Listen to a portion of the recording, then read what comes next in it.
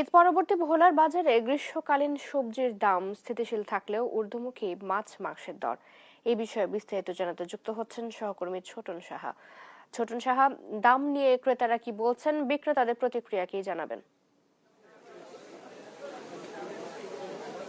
চৈতি, আপনি যেমনটি বলছিলেন, বাজার দর আসলে সবজির দাম নিয়ন্ত্রণে থাকলেও কিন্তু মাছ মাংস সহ ডিম এবং চালের দাম বলা যায় অনেকটাই ঊর্ধ্বগতি। আমরা দেখেছি আজকের বাজারে, অর্থাৎ ঈদের আগে যে গরুর মাংস বিক্রি হতো 750 টাকা কেজি দরে, সেটি কিন্তু আজকের বাজারে আমরা দেখছি সেটি কিন্তু বিক্রি হচ্ছে 800 টাকা দরে, এবং একই সাথে খাসির মাংস যেটি বিক্রি হতো 1000 টাকা, সেটি বেড়ে কিন্তু 1200 টাকা বিক্রি হচ্ছে। অর্থাৎ সেটি অত্যাধিক বেড়েছে। এবং একই সাথে ডিমের হালি কিন্তু হালিতে বেড়েছে। যে ডিম কিন্তু হালিপতি বিক্রি হতো, হাঁসের ডিম বিক্রি হতো 65 টাকা, সেটি আজকে হালিতে বিক্রি হচ্ছে আমরা যেমনটি জেনেছি 70 টাকা দরে। এবং একই সাথে বেড়েছে চালের দাম। চালের দাম কিন্তু 2 থেকে 5 টাকা হারে কিন্তু বেড়েছে, এমনটি আমরা জেনেছি। এবং যে দেশি মুরগি রয়েছে সেটি 60 টাকা বেড়েছে। এবং যে ব্রয়লার এবং লেয়ার মুরগির দামও কিন্তু গড়ে আমরা জেনেছি 20 থেকে 50 টাকা দরে বেড়েছে। অর্থাৎ ঈদের আগেও, ঈদের আগ থেকে, অর্থাৎ ঈদের একদিন আগ থেকে যে দামটি বেড়েছে সেটি এখনো অব্যাহত রয়েছে।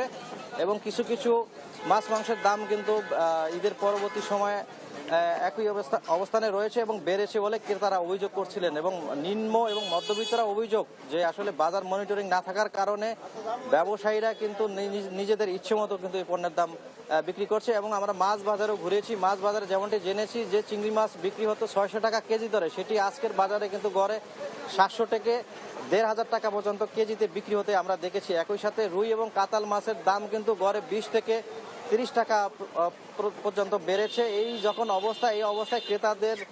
অবস্থায় ক্রেতাদের একটি দাবি, যাতে ভোক্তা অধিকার জেলা প্রশাসনের যে বাজার মনিটরিং সেটি যাতে নিয়মিত হয়, এমনটি দাবি কিন্তু তারা তুলেছেন। তো এ ছিল আমার কাছে ঈদ পরবর্তী সময়ের যে নিত্যপণ্যের দরদাম নিয়ে সর্বশেষ তথ্য। ফিরছি স্টুডিওতে। চৈতি। ছোটন, ধন্যবাদ আপনাকে। ভোলা থেকে আমাদের সাথে যুক্ত ছিলেন সহকর্মী ছোটন সাহা।